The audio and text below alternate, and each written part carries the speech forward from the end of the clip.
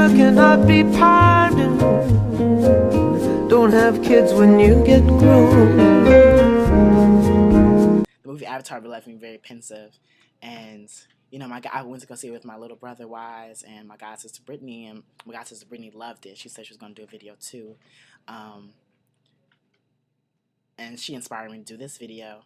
Like, I don't know, my feelings were so unique, so I just felt like I had to do something. I don't know, I just let it out. And I love reading like video reviews online. But yeah, Avatar was really interesting. First, let me tell you the things I liked about it. I love that underdog perspective in movies. It's so, especially, I don't know, I've always had like this affinity like to like Native American cultures and Native American like spirituality, I guess, as far as I understand it. Like, it's been intriguing. I can't say like I know everything about it or understand it completely.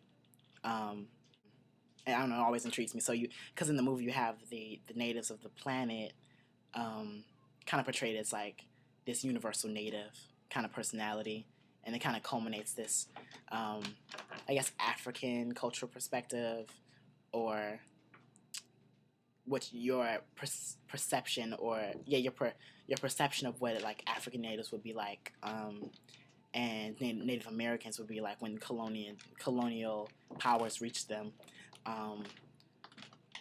And I like that. The movie concluded with on the winning with the natives on the winning side, so that was really cool. I like that, and it kind of revealed some of their affinities to their planet and their spirituality and whatnot. So I'm sorry, I'm in the basement, and like there's sounds going everywhere, and yeah. Don't ask me why I'm in the basement. I'm doing my artwork down here, so yeah, space. So anyway, it's my will, okay, my will to be in the basement. But yeah, and I also, ever since the '90s when I grew up, I've always had like a affinity to sci-fi, and this movie is definitely sci-fi, with the whole technology of having an avatar and like inhabiting this body and putting your consciousness in this blue hybrid, basically. And that was really cool. And then, ever since the 90s nostalgia moment, 90s nostalgia. I grew up like on Xena. Like, Xena was my first and only girlfriend. Okay. And X-Files, love X-Files. And what else am I into from the 90s that's sci-fi? I don't know. But if you guys have some good suggestions for sci-fi, then let me know. But yeah, anyway, 90s nostalgia, back to reality. Also, the graphics were amazing. Like, I think the producer spent so like 500 million, or was it billion? 500 million or $1 billion working on this film. And I definitely think he got it back, because he's made so much money worldwide on this film. And then with the contrast to the native perspective, you have this, I guess it is biased and simplified, but you have this, this contrasting characterization of colonists as, I guess, greedy and like violent and angry, So I secretly like that when I'm rooting for the underdog. Like, yeah, they're bad people. So even though that is still narrow-minded, because these things are complicated in real life, but in the movie, it's all good. That's why I like movies. They're simple. You can side with whoever you want to. It's not real.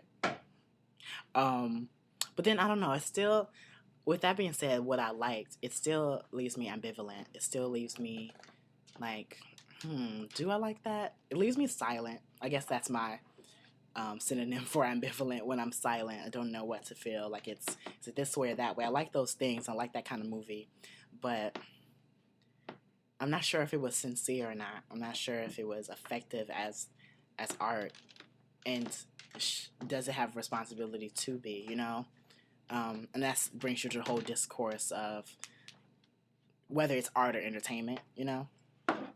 Or the responsibility of movies, or movies like this that attempt to tell a story like this colonial story, in these two perspectives. And I was listening to NPR, and I think it's by coincidence, because I'm like addicted to NPR. Basically, I have an addiction to NPR. I just listen to it, and it's like heaven. And speaking of like the underdog perspective, NPR is so like liberal, like, and I love it, and it's so awesome. Um, but yeah, I guess it's by coincidence because I was listening to it, and it was pop culture podcast, and it's awesome.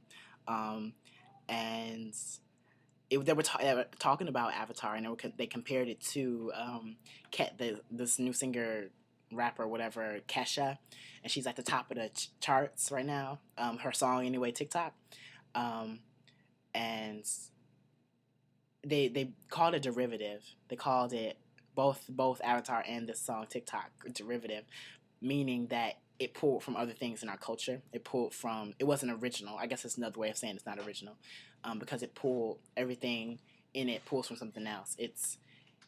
And they were saying that it's both are so overproduced that it seems like it's good without you actually I guess looking into it and seeing whether it's good or not or quality.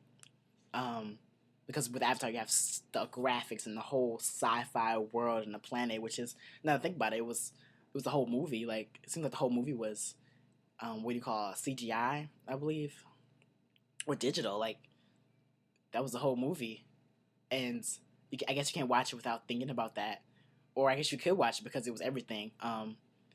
But I guess the question is it was one question is was Avatar original? Did you feel like it was original? Um,